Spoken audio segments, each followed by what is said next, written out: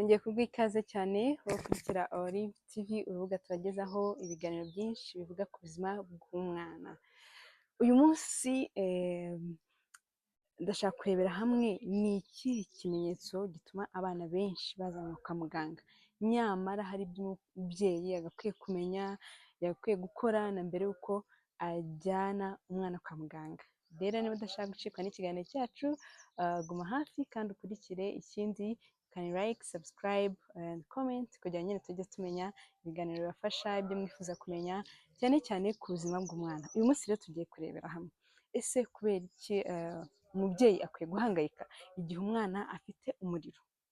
Ese tuvuga ko umwana afite umuriro ryari? Ni ibiki umubyeyi agakwiye kumenya kandi agakora na mbere y'uko azana umwana kwa muganga? Murumva rero ko ari ikiganiro cyiza kandi ni ikintu gikunda guhangayikisha ababyeyi, nyamara hari ibyo nyine bagakwiye kumenya ndetse bagakwiye gukora.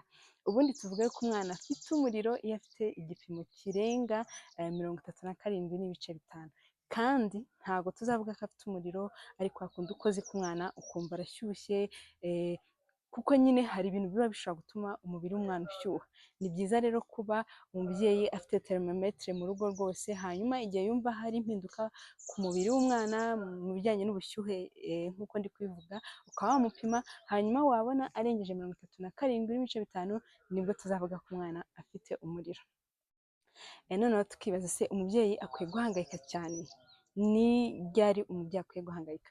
Ubundi nimba umwana afite umuriro, bivuga yuko nyine umubiri uri kugerageza guhangana n'ikintu runaka, ishobora kuba virusi, bagiteri, fango, parasite, ibintu nyine bishobora kuza mu mubiri w'umwana bidasanzwe, bigatuma umubiri nyine ukwereka yuko hari ikintu uri kugerageza kurwana nawe. Iminite y'umwana iri kugerageza guhangana n'ikintu kidasanzwe cyageze mu maraso nyine nk'uko mubyumva.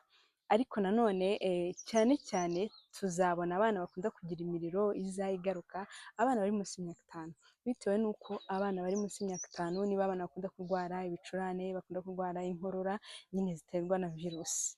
Icyo gihe rero nicyo gihe uzasanga umwana niba agiye kurwara ibicurane cyane nimba birwaye, cyane nimba yari amaze iminsi abirwaye, uzasanga akenshi aribwo abana bagira umuriro.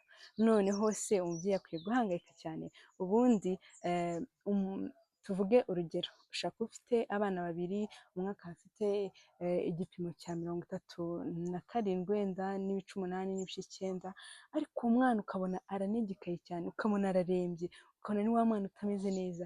Niba ari umwana wonka ukabona ibere yaryanze, niba wenda se hari n'ibindi bimenyetso afite, kuruka, kudiyara, kugenda ubona asa nka conscience nyine igenda, cyangwa ubwenge, cyangwa na ya mikinire y'umwana yahindutse, nyine umwana ntari gukina, nyine umwana yanegekaye muri rusange. Uwo mwana azaba ateje impungenge kurusha wa mwana waba ufite wenda igipimo cya 38, 39, ariko ukabona ni umwana ugikina, ni umwana ukibasha kukuvugisha, ni umwana ukibasha konka, ni umwana ukibasha kugira ikintu afata nimba ajya, nyine ukabona nta mpinduka ikomeye yabaye ku buzima bwe. Icyo gihe umubyeyi ntaba akwiye guhangayika cyane, ahubwo nyine hari ibyo uba ukwiye kubanza gukora, hanyuma nyine ukaba wajyana umwana kwa muganga, wenda bakareba nimba nta kindi kintu cyashyira ubuzima bwe mu kaga, nko kuba umwana yaba afite malariya cyane ibindi nyine. Ariko rwose ntabwo ari ngombwa ngo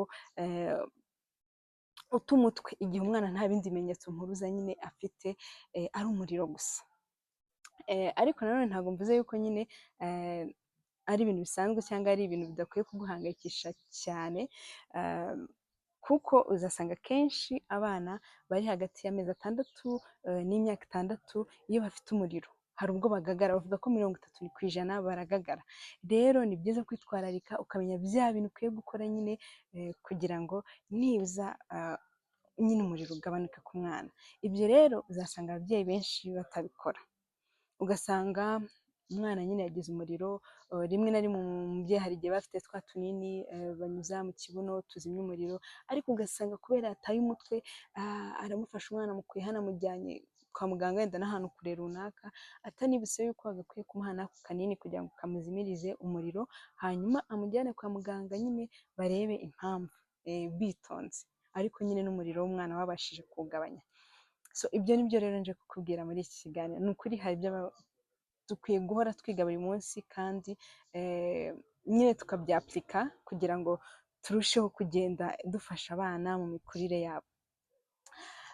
Ubundi niba nyine umwana afite umuriro nk'uko twabivuze ukabona wamufashe ibipimo birenze 37.5, ikintu cya mbere ukora ngiki, uba ukwiye gufata umwana ukamwambura, nyine uramwambura imyenda, kuko uzasanga rimwe na rimwe abana bafite umuriro ariko ugasanga umubyeyi yamwambitse imyenda myinshi, nyine ibintu bitari byiza. Umwana iyo afite umuriro always uramwambura imyenda kugira ngo ubushyuhe nyine buve mu mubiri we, buve mu mubiri we nyine bugende bugabanuka.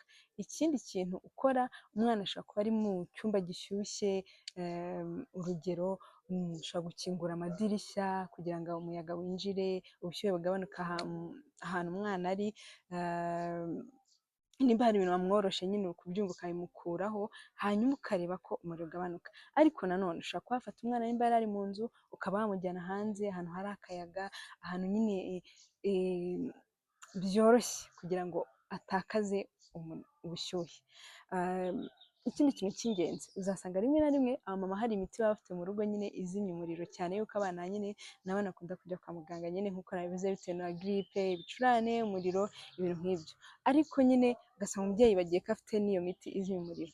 Niba ufite imiti wenda muganga yamwandikiye izimya umuriro, mbere yo guhita nanone wihuta ujya kwa muganga, ushobora kubanza kumuhaho hanyuma ukaba waza kumujyana nyine bakareba nimba hari ikindi kintu kidasanzwe kibitera. Ariko nanone ntabwo ari byiza gufata umwana ngo umuhe imiti uko wiboneye utazi doze ya nyayo ukwiye kumuha, kuko kwa muganga nk'abaganga b'abana kenshi duhereza umwana imiti dushingiye ku biro afite. Igihe wumva utari sure ya doze ukwiye kumuha, rwose ni byiza kugana kwa muganga akwegereye cyangwa ivuriro rikwegereye, hanyuma bakakubwira uko ukwiye kumuha nyine iyo miti kugira ngo utisanga hari ibyo wangije mu mubiri w'umwana, harimo umwijima, impyiko, bitewe n'umuti nyine uri kumuha. So murumva rero ko ari ibintu by'ingenzi kubimenya, kandi nyine ari ibintu by'agaciro ku muntu wese wita ku mwana, umuntu w'umubyeyi, umuntu ubana n'abana. Twese dufite inshingano zo kureberera abana. Ntabwo bivuze yuko umubyeyi, mama, papa aribo bakwiye kugira ubumenyi ku buzima bw'umwana. Twese muri rusange dufite inshingano cyangwa turasabwa kugira ubumenyi nyine ku bijyanye n'ubuzima, kuko nyine you never know, ushobora kwisanga uri ahantu hari abana kandi ukwiye kugira ibyo umenya no kwitaho. So ni byiza rero, nizere ko iki kiganiro hari ikintu wungutse, nicyo nashakaga kuvuga. Ariko nyine always umwana afite umuriro haba hagomba kurebwa impamvu yabyo. Thank you so much.